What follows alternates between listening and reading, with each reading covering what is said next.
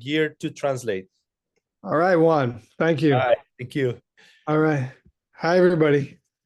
Thank you, everybody, for being here. And if you guys have questions, I'm here to discuss, investigate, try to answer if I can. We'll do our best. If nobody has any questions, we can all just go to bed or something like that. It's fine. Uh, Although one of my first teachers, one of my first Buddhist teachers used to say, if you don't, the only people who don't have questions are idiots and Buddhas. So are you guys already Buddhas? That's what he. I've had a lot of tough teachers over the years. The point was, if you're listening and you're thinking, probably you have some questions about what we're talking about. Maybe you don't have questions for me. That's understandable. That's okay. Um, Tim proclaims to be a Buddha, I guess. Just kidding. Um, but does anybody have anything that's on their mind that they would like to discuss? And don't be shy, okay? Uh, Mahingak, did you mean to say?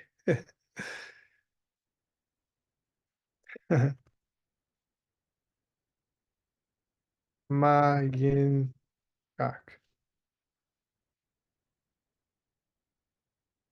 Mahingak is when like you refer to one thing not being something, and that implies the existence of something else.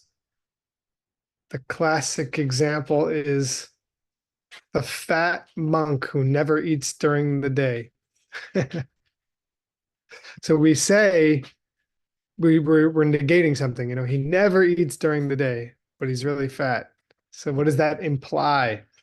It implies that he eats a lot once the sun goes down. Uh, that's a Mayingak. Good. Well said, Utpala. A negative that implies something positive.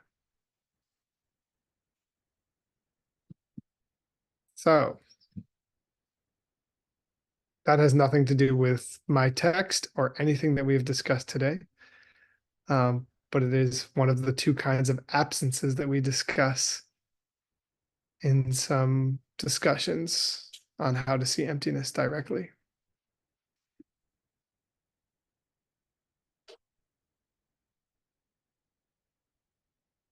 So, could you share with us the four divisions in the second path?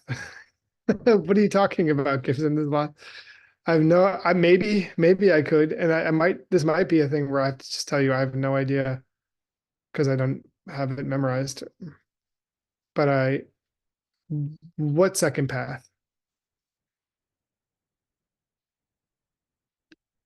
Um, oh, Jorlam, the path of preparation. Let's see. Four divisions of Jorlam. Try to remember what they are.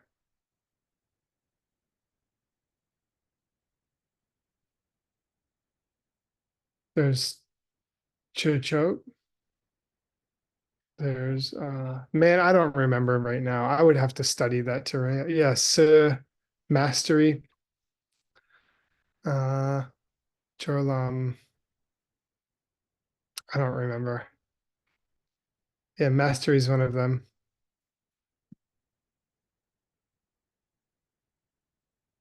But I would love to, yeah, there we go. Warmer. Yeah, that's it. Mastery. I don't know about cool.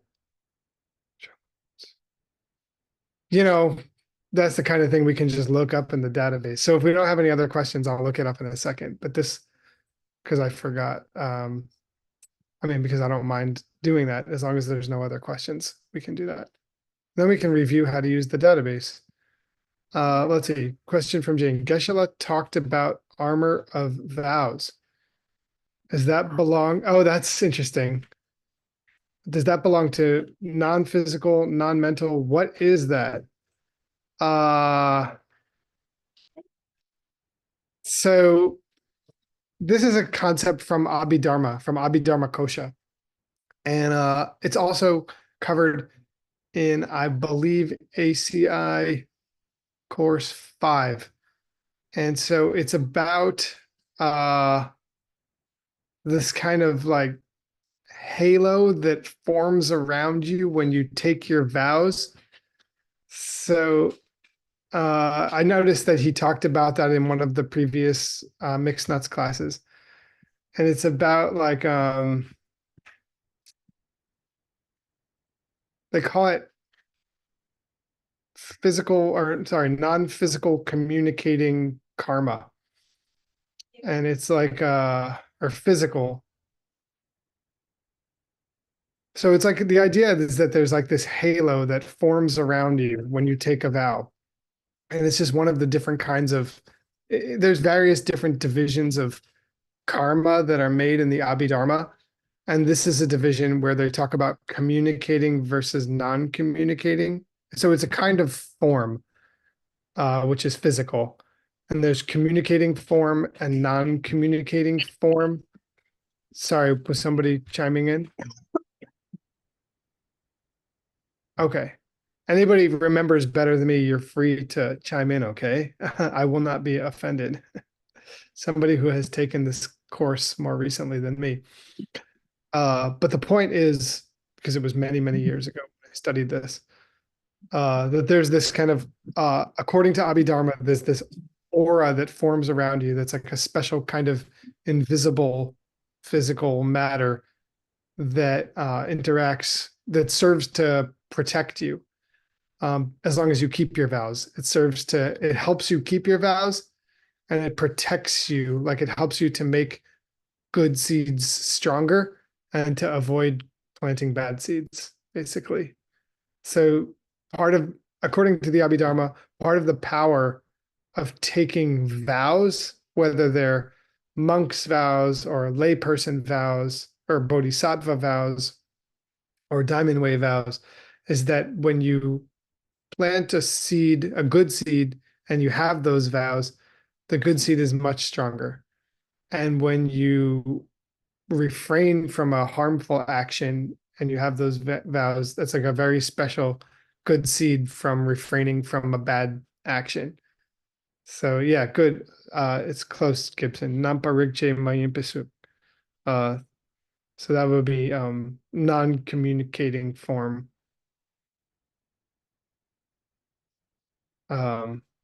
Good. So that's you can see the Tibetan in the chat there from Mr. Gibson. So that's the point. The point though is like, regardless of which school you're talking about, if you take vows, you get some really special good seeds for keeping them. And it protects you. And that's how it's like an armor. And that's the Abhidharma explanation.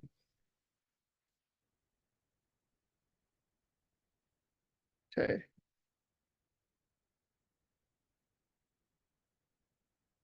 I'm going to open Gopher in case nobody has another question. But if you do have another question, go ahead and speak up, or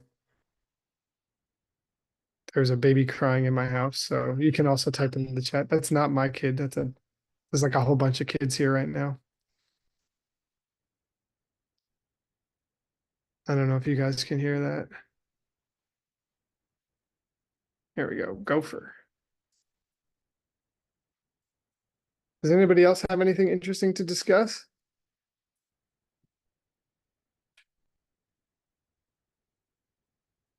I see massive amounts of things written in Chinese.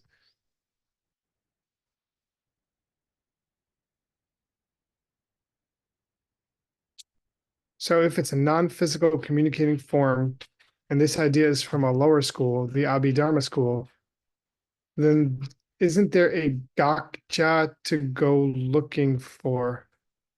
I'm not sure I understand the question. Yes, I mean,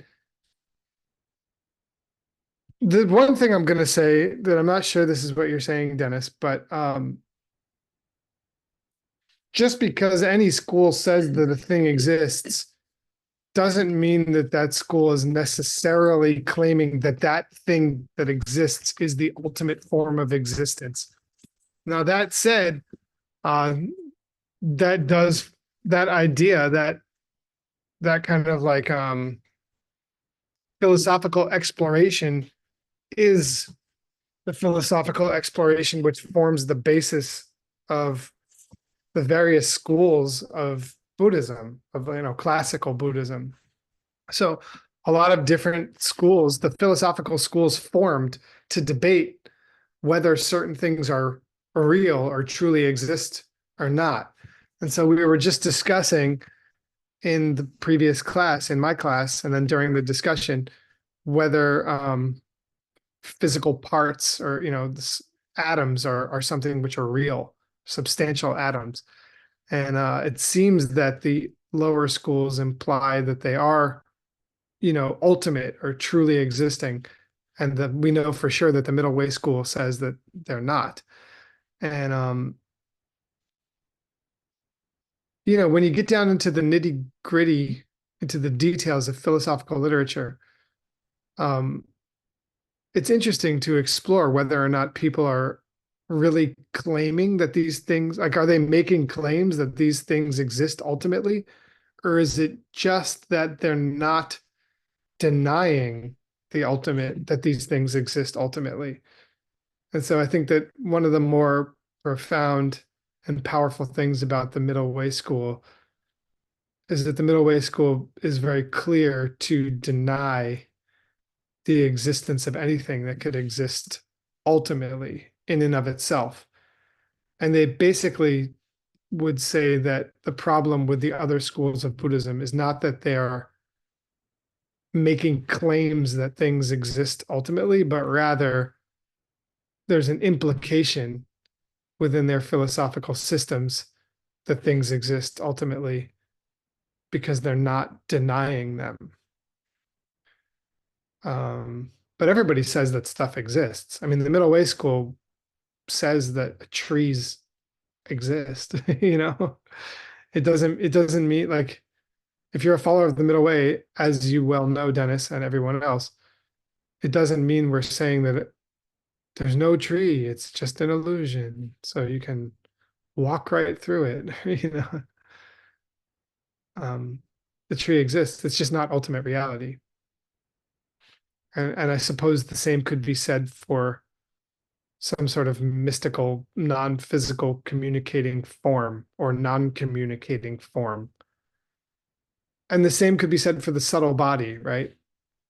When you get into the very deep mystical teachings, we talk about the subtle body and the inner channels, right? The Sushumna Nadi and the Ida and the Pingala.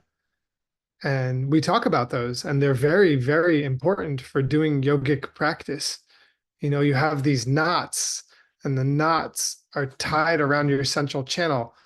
And the reason that you're not enlightened yet is because you have these knots strangling your central channel, and it's not allowing the prana to flow smoothly.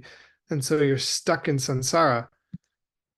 And so does that mean that because the subtle body is mystical and because it's hidden from our normal view, does that mean that the subtle body is that is somehow we're implying that it's the ultimately real? No. That's not implied by saying that they're there.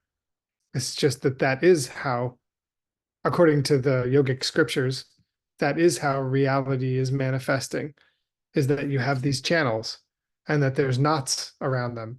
And if you practice different kinds of yoga, including kindness, it will loosen the knots and the energy will flow more smoothly. And just like you have a physical body and you can feed your physical body, hamburger helper, or you can feed your physical body like amazing green juice and organic vegetables. And it might make a difference for how, your life goes. And it's not because one thing is ultimate or not. It's because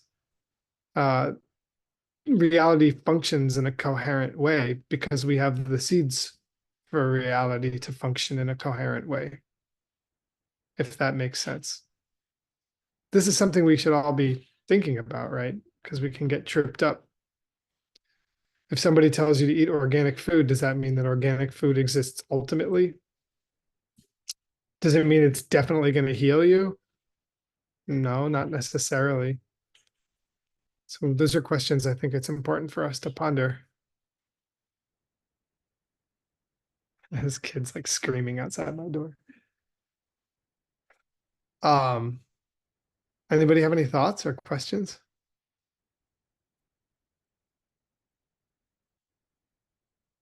Don't be shy, okay?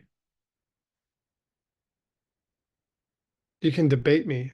Oh, where does the 4 levels of stream enterer, once returner, non-returner, and arhat fit into the bodhisattva levels?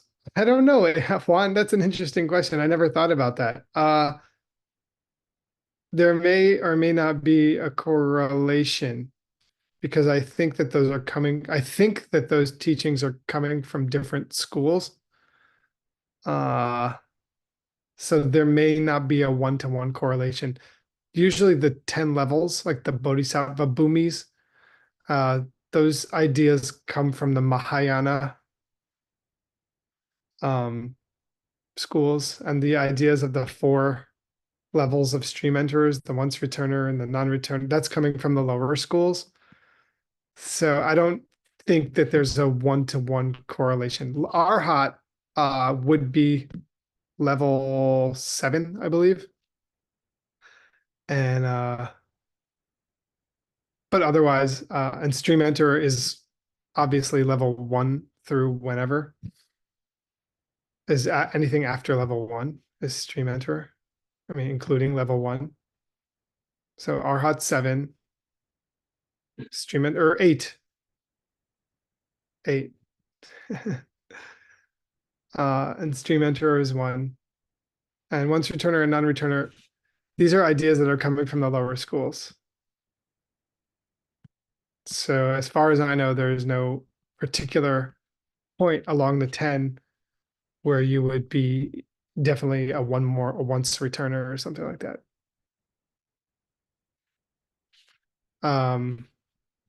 Because those things can vary, you know.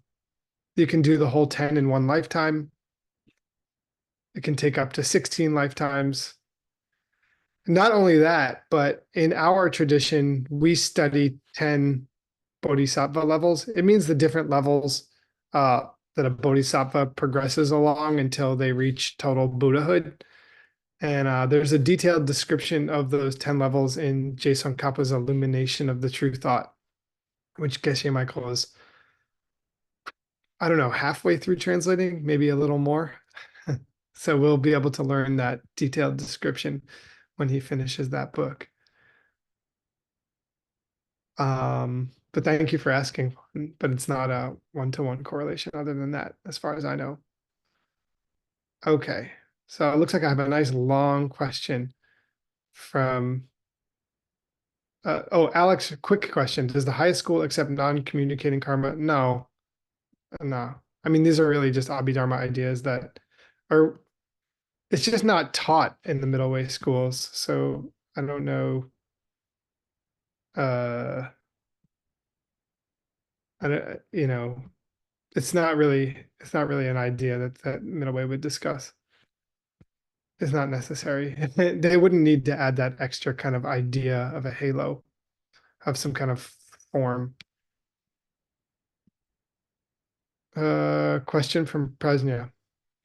I have been helping an artist friend introduce business resources and successful businesses without asking for any commission. So you're trying to help them get a successful business. She was very grateful to me for the introduction before and was very excited when I introduced her resources, but I didn't have too much contact or interference. It was just a pure introduction. But later, I don't understand why she suddenly deleted me. I don't understand why. My client found it strange and told her to thank me for introducing her to each other. Okay, so you introduced her to somebody else and then she cut you out of the conversation. She didn't explain why she wanted to delete me. I feel inexplicable and weird. Why is this so? Why are you so nice to the friends around you and there is no conflict of interest? But your friend suddenly becomes like this. I don't quite understand how to understand it from the seed level, or should I just let it go? Okay. I don't fully understand your question, probably because of the translation, but I think I understand it mostly. So I'll do my best to answer this with what I see, and then you can clarify. First of all, should I just let it go? Of course, absolutely. Just let it go, okay? Don't worry about it. Don't let it bother you. Okay, that's definitely my advice is don't be upset about it. That's of course easier said than done. Uh, and I still would love to try to answer your question, but I hope that if you can forgive them and not feel angry, then of course it's just better for you mentally. You know, when we hold on to things, when we're sad about things, when we're angry at other people, when we stew in anger toward other people, we create more bad seeds. We're planting more bad seeds by the minute. So the sooner we can let go of any feelings of anger toward people, I think the better. It doesn't mean to just forget. Doesn't mean to forget what they did. I just mean the sooner that we can move on from holding on to feelings of frustration or anger, it's going to go better for everyone. So if you're able to let it go, by all means. If you're not able to let it go, probably a good idea to work on letting it go. Just basic life advice. Okay, that you didn't need a Buddhist guide to tell you that. Now, uh, why does it happen that we do something that we believe is just kind, like pure kindness for somebody, and we don't feel any gratitude from them, and rather from them we feel resentment or frustration or a desire that we would do more for them, I think is sometimes the case. Uh, we feel the opposite of gratitude often from people that we help. And why? Why would that be? Mm, I mean, I've been studying this stuff for a while and I struggle to put it into practice in my own life just because these feelings are hard to deal with. But the answer, I believe, is this is the way seeds ripen. Like this is a direct learning process of the fact that conventional cause and effect, it doesn't always make sense. It doesn't always work out. Like you do somebody a favor, you'd think they would be grateful, and they're just not, and they're angry. And it happens all the time. And it's because the real or the cause and effect that's truly at play is on a different level. Like it's karma, cause and effect. It's seeds. It's not what you're doing in the moment. So if you did something kind to create a connection for somebody, right? If you did something to help somebody, to help them grow their business, or to put two people together, that's amazing. What you did is good. Like you definitely planted a good seed. And you don't have to worry about it, and if the result that you get in the moment doesn't match, it's because of the time gap between the seed that you planted and the result. So if you planted a good seed, that seed goes into your mind, then it like sits in there for a while and it just like cooks, and it could be years, it could be lifetimes, but it just sits in there. And then if you get the experience of a person being ungrateful to you, that's a totally different seed that was already sitting in your mind. And it has nothing to do with the seed that you planted by helping to connect two people or by supporting them with their business. So they're just not related, and it's confusing, and it's why our world is so messed up. If we had a world where, when you step on a bug, then somebody steps on your house or steps on your head, then nobody would ever harm anyone else ever. But part of the cruel irony and pain of samsara is that there's a time gap between cause and effect. So you plant a seed by helping this person, they're ungrateful to you. This lack of gratitude is a seed, a different seed, okay, not related to the seed of you helping them. The lack of gratitude is from some time in the past when you were ungrateful. So the answer is be as grateful as we can, as frequently as we can. The more gratitude that we can have in our life toward everyone, the better. It's like one of the greatest tools that we have in our toolbox is gratitude, to be grateful. And there's really cool ideas in like DCI level 12 to help us to feel gratitude, like so that we're not, to help us combat our own anger, so that we're not planting bad seeds. But that's the answer. Time gap, seed, result. So when you planted a seed of helping someone's business, it planted a seed in your mind. And when that seed ripens, it will be somebody helping you. It will be your own business flourishing. Okay? But there's a time gap. So those were two different seeds. Hello, Amelie. What are you doing? Naked. Oh, you naked baby. I'm on the call right now, okay? Okay. I love you.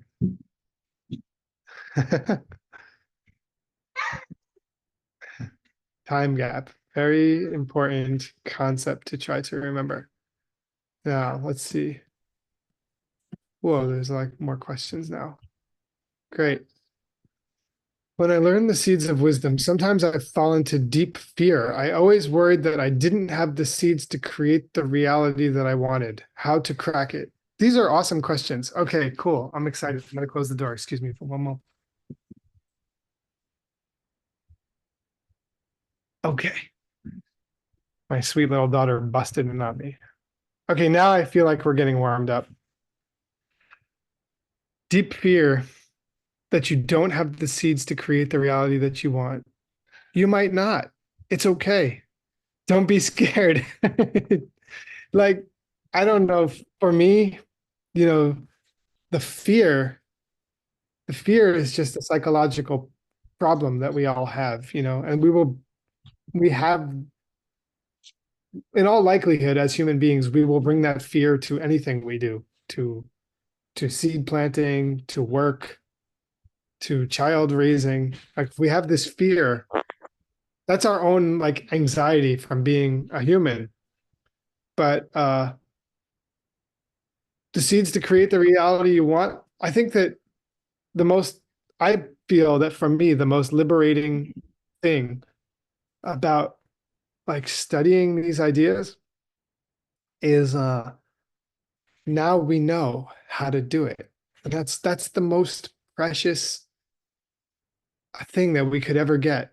The most precious idea that we could ever, the most precious jewel that we could ever achieve in this world is for someone to teach us how we can create the reality that we want. So you might not have the seeds yet, and I might not have the seeds yet, and that's okay.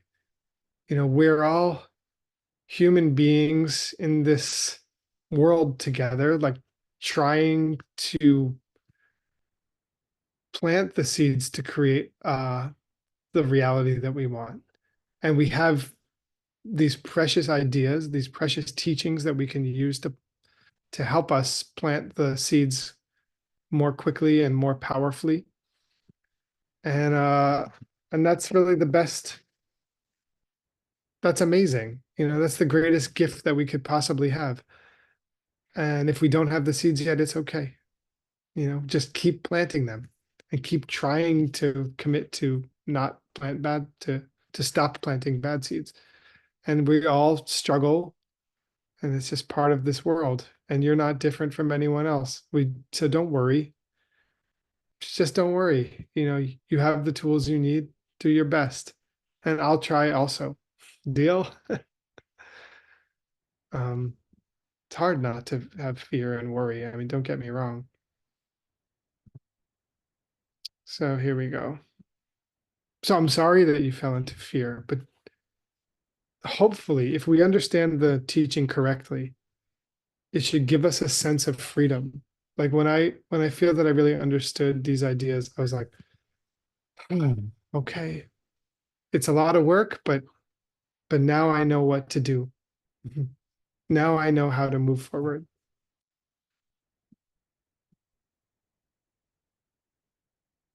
So here's a question. I'm going to read it. Buddha saw the luminous images coming out from our seeds, 65 images per second, 65 seeds per second. While in another occasion, we said the mental seed is just a metaphor, not the truth. How to understand the contradiction? Okay. 65 images from 65 seeds.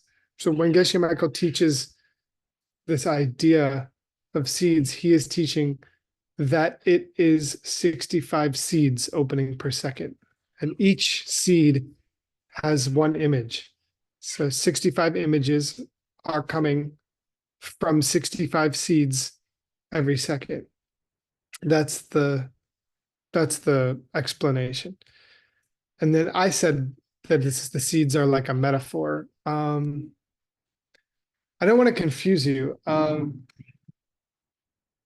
When I say that, what I'm saying is the seeds are also coming from seeds. So it's like, I don't think it's so important to get so hung up on the details of how many seeds. The point is, if when we become Buddhas, we see exactly how many seeds and how exactly reality is functioning on a invisible level, that's amazing. For now, we can't confirm with our direct perception exactly how reality is coming into existence. So we rely on what the masters of the past are saying. One interesting thing about Master Nagarjuna is that he shows us that these seeds, the seeds that are coming, the images and the seeds and all of this that we're talking about, that's also coming from seeds. So like this Emily, I'm in a meeting. Okay. So all right, and that's why my eyes look tired, okay? Sorry. So the idea is that the seeds are also dependent upon our labels. And it's not this real concrete final way of existence either. It's just as much an illusion as this physical body, as this green juice, as this iPhone. Okay, the seeds are also like that. Okay, they're also coming from seeds. And so yeah, maybe it's 65. I mean, that's what Geshe Michael's teaching.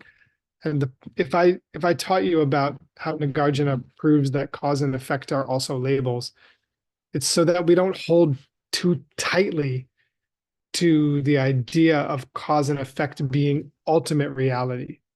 Because ultimate reality, at the final end of our philosophical exploration, when we find ultimate reality, we find that there's only emptiness. There's only a lack of things existing from their own side. That's why I may have said the word metaphor about seeds, because a lot of the students in our lineage, in our schools, really want to hold on to the idea of seeds as being ultimate reality.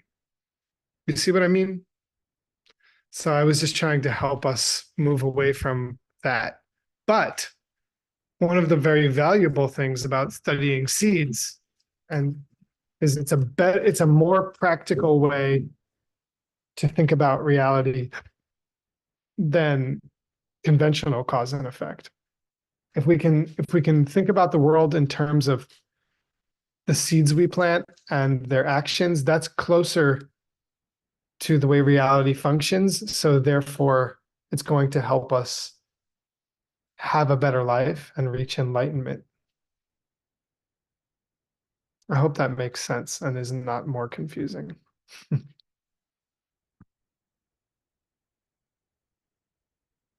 This is interesting. Somebody asks, how do family seeds work? How do the good or bad seeds planted by our ancestors affect our descendants? In this school, we say that each individual can only plant seeds for their own mind. So like I can't plant seeds for my daughter. She has her own unique seeds that she plants. And there is a connection between us. And so we are like, you could say, we're like karmically intertwined, like we share a lot of the same seeds. We share seeds to be in the same family. We both have a lot of the same seeds. We both have a lot of seeds in common. And I also personally believe that some people had like seeds that connect them to each other because of many lifetimes of, interacting. Like how the story of the Buddha, right? Like he gave his life to the tiger cubs before he became Buddha in a previous life. He gave his body to these tiger cubs so that they could eat. And then in his next life, when he became Buddha, they became his first students. So they were like connected somehow through their actions. But each person has their own seeds. Okay, that's how we teach it in this. We do not say in this school that there is shared seeds between any people. Each individual you can only affect your own mind. Now that said, can I plant the seeds to see my daughter happier? Yes, because of the third law of seeds. Sorry, the third flower, meaning the environmental results of a seed. So if I plant certain seeds, if I plant more seeds for success, I would likely see the people around me as more successful. That's really cool. But how they see themselves, that still depends on their own seeds. But we can't plant seeds for our kids, unfortunately. Alex, the word seed implies a physical thing. It is a metaphor for something mental. Yeah, maybe that's the metaphor the question addresses. Yeah, totally. That's great. When we talk about seeds, it's a metaphor in the sense that a seed is something physical. Very good observation. Thank you, Alex. Seeds are not physical nor mental. Right, exactly. So we talk about seeds as if they're something physical. And I think what I was trying to address is a lot of us get stuck with these ideas in our mind of the seeds being something kind of like sitting in there, like something physical, like these little physical seeds, or even mental little like. And Geshe Michael describes them that way, and that's beautiful and amazing and helpful. But if we hold on to them as being like the ultimate reality, then we're selling ourselves short, because ultimately we're trying to get to enlightenment, right? So we want to remember. I think it's important for us as practitioners to remember that at the end, at the furthest end of our philosophical analysis, We want to find what's truly ultimate. And according to this school, what's truly ultimate is the lack of any inherent existence of anything. It's cool. It's hard.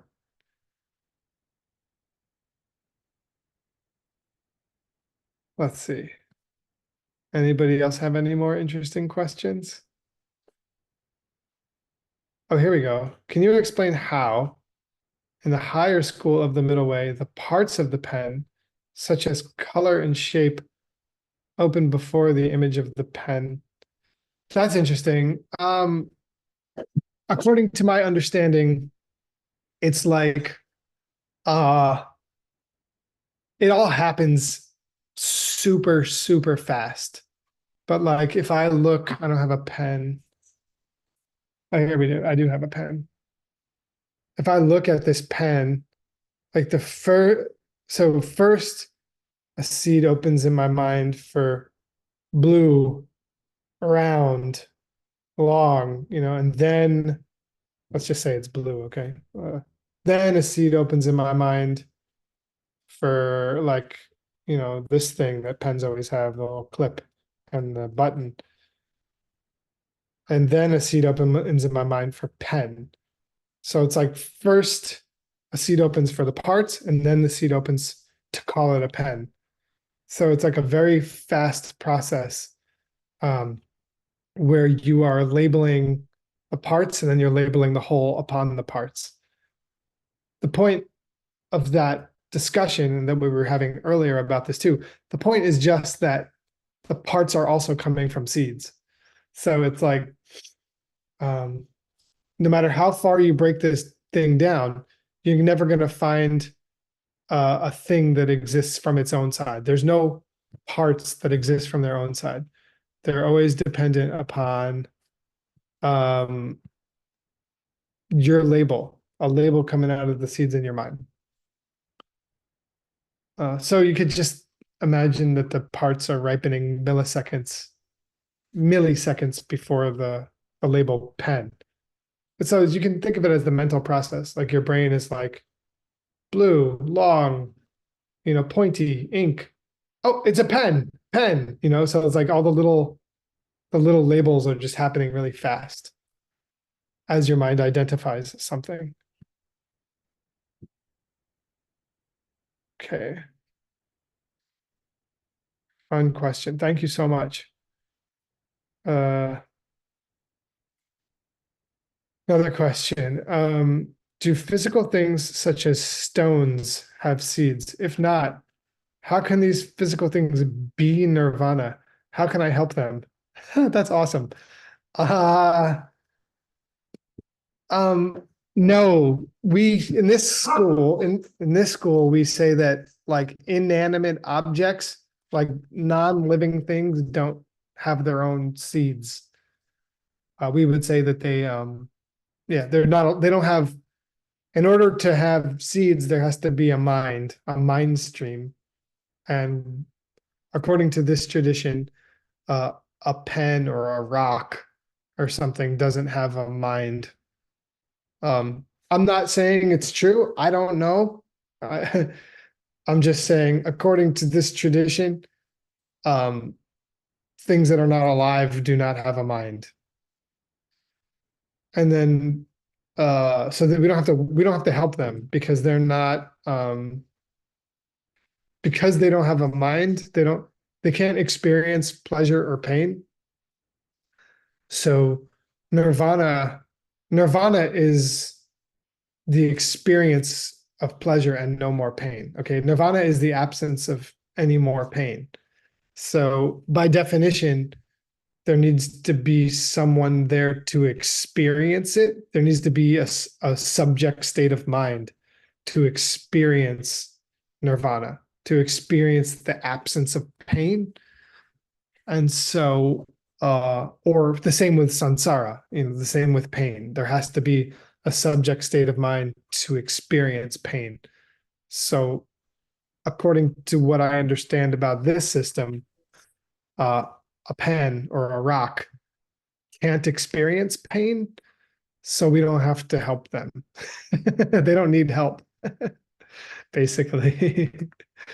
uh, but if we do figure out a way to help rocks, I want to help them, but I think they're okay.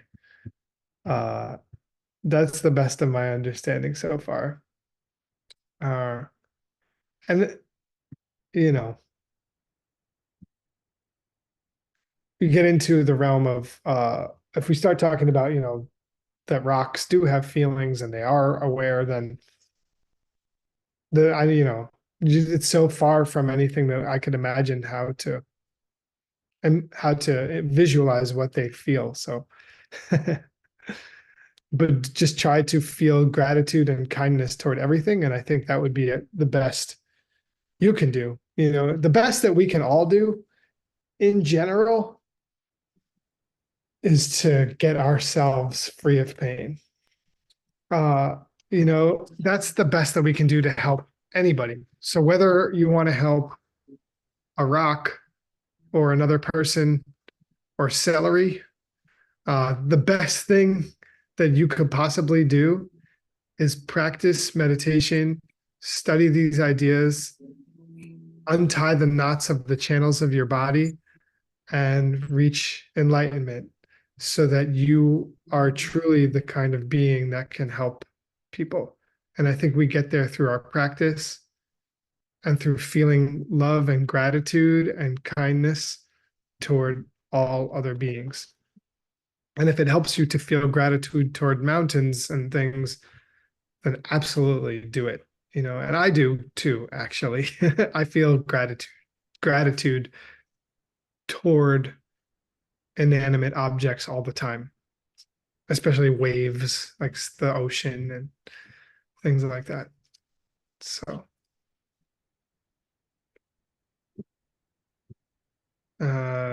somebody said, I applied for a body donation a few years ago to donate my body parts to the needy after my death, my brain death. However, I can't read right there. In some tradition, people should not touch the body when they die because the consciousness has not completely left, which will affect the state of good life.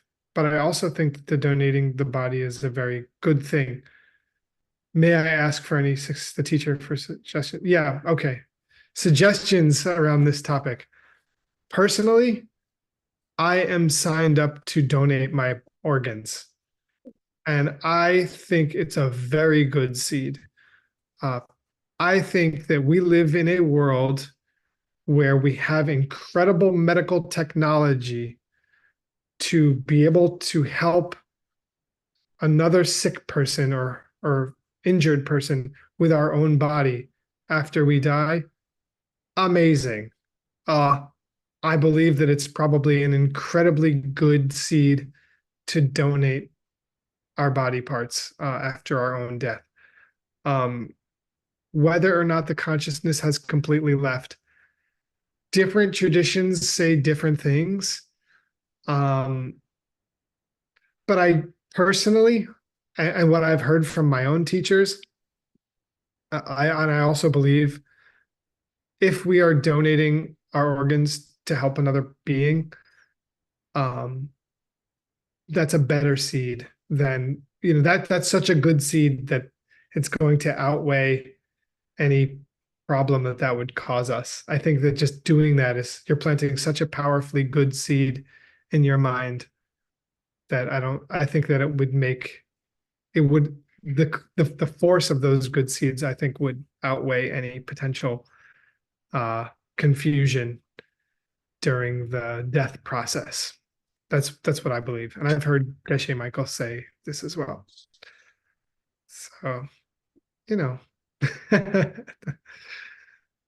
preparing for death is like a whole nother amazing, huge subject that I think we can study together, and maybe we'll get to study together in Mixed Nuts. But mostly, from my years of experience studying this stuff and my own intuition, the most important things, the most powerful things that are going to affect us at the moment of death are what we have habituated our mind to over the course of our life.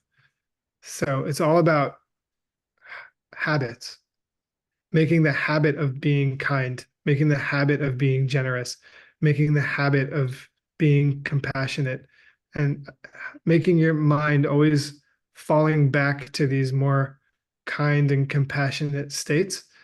I think that that's the most powerful thing that you can do to prepare for the moment of death. And so making the decision to help someone else with your body, I believe, is another step toward habituating the mind toward compassion. So I wouldn't worry too much about the mind being stuck in the body parts or something like that. I would be more concerned with starting now and working on all of the different habits and creating a mind that tends to fall back on feelings and thoughts of love, kindness, and compassion.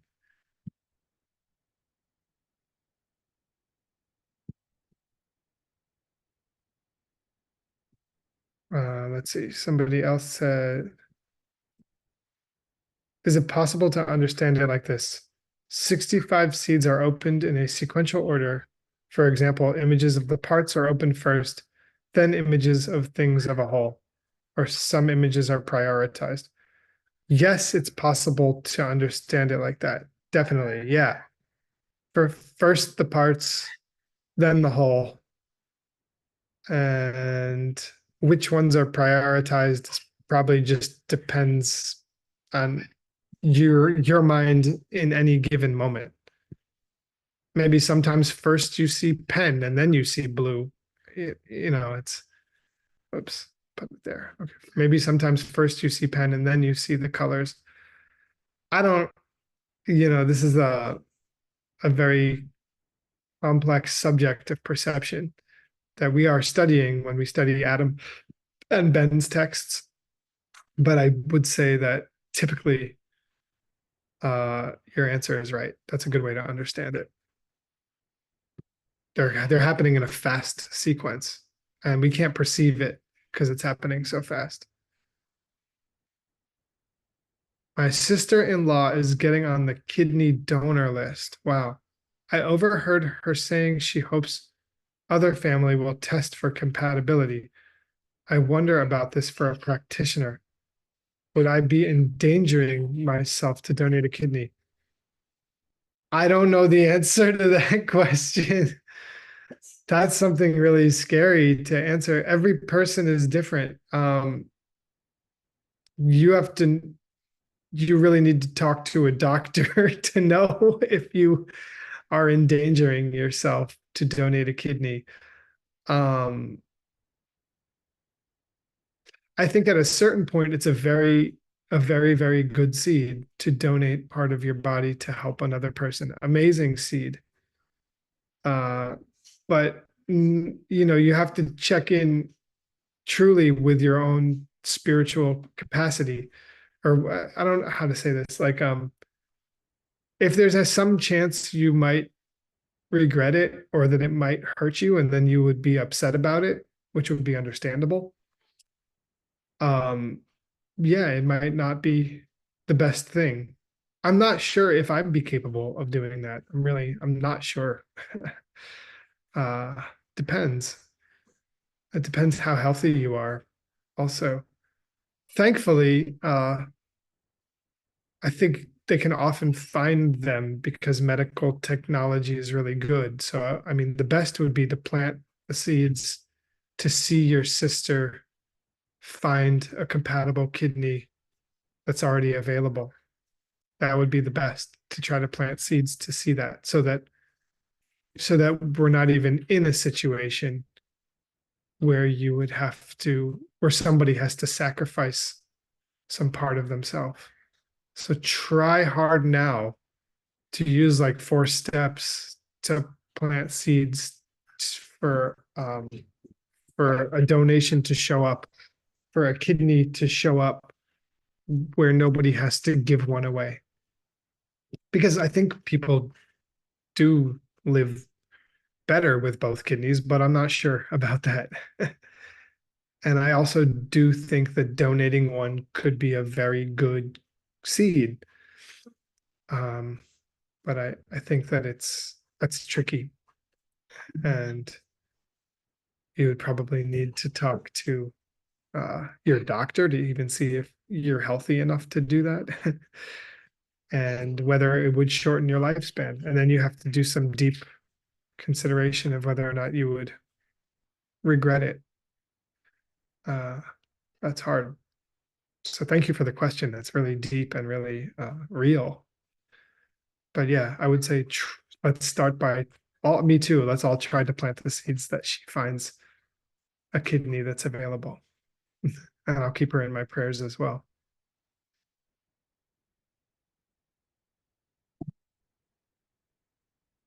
What else you guys got?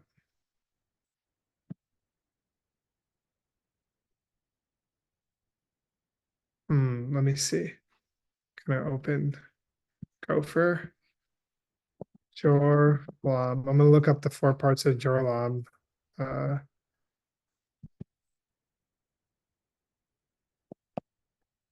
Gibson, are you still here?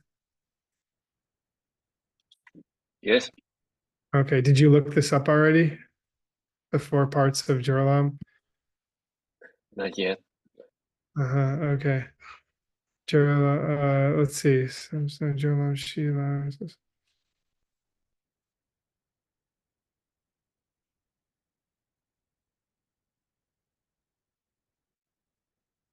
Let's see.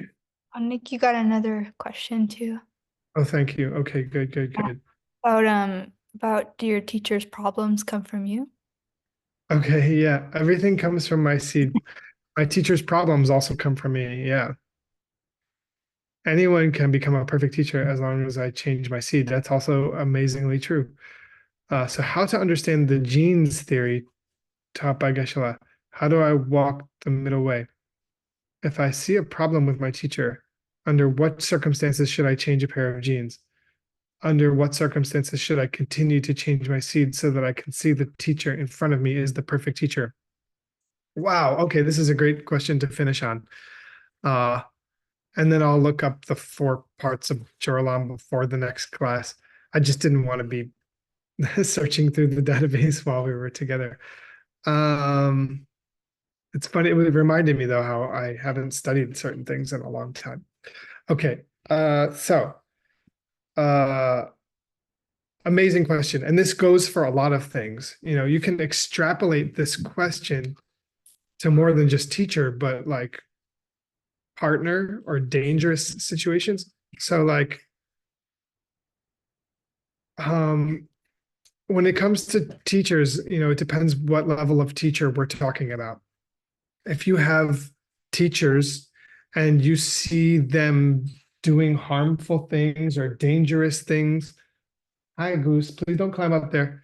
If you see them doing harmful things or dangerous things or anything like that, I think it's absolutely important to bring it to their attention and or get yourself, if you're ever in a situation with a person that's harmful or dangerous, I think it's very important, good seed, to get yourself out of that situation, whatever it is.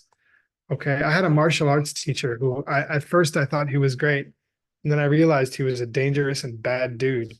And I got myself away from him and out of the situation. That was a long time ago. And I'm coming back up for a minute, honey.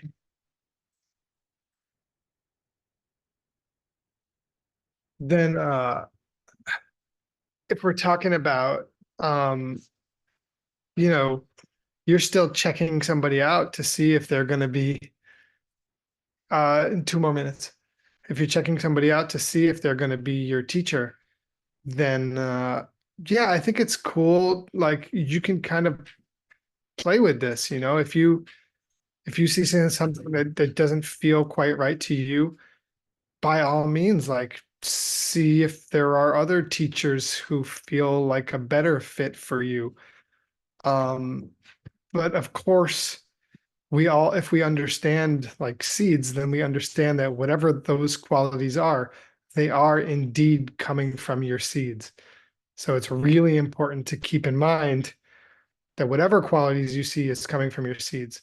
So whoever, they're going to follow you, but it's also possible that those seeds could ripen, the seeds you have for your teacher could ripen as a different person and not the same person who you originally thought. So it's important, I think, to stay open to that possibility. So I think under any circumstance, if you're seeing something that you don't like in a teacher, then you gotta continue to work on your seeds, of course. Otherwise, the negative seed will follow you. And if you see something that you don't like in somebody and it's not changing, then yeah, by all means, it would be good to look elsewhere also, because it could be that the seed ripened for you, that person is just not for you. And that's okay. They say that, that's why they say also to take your time before you really commit yourself to somebody, because take your time to make sure that you feel that they're the right fit for you. Okay, so just take your time. I think the best answer is you'll know when it's the right teacher for you. You'll know. And you just got to keep working on your seeds. If you don't just know, then you just got to keep working on your seeds either way. But don't commit yourself to somebody unless you know. That's my best advice. Unless you know in your heart, like you really know in your heart. So that's it for this class. It looks like Professor Word is getting geared up to teach you guys to continue to read and translate the Tibetan language. So thank you so much. Word, I saw your text. I'm sorry it was Sunday, but let's talk tomorrow and we can talk about what you were suggesting. That's awesome. So we'll figure something for sure. Cool. I appreciate it. Thank you so much, Nick. Yeah. Thank you, everybody. Thank you so much for your time and your lovely questions. And I really enjoyed having the chance to do that. Sorry for my tired eyes and voice. I've just been through a lot in the last few weeks. But I'm all safe and sound. All right, guys. Take it easy. See you soon.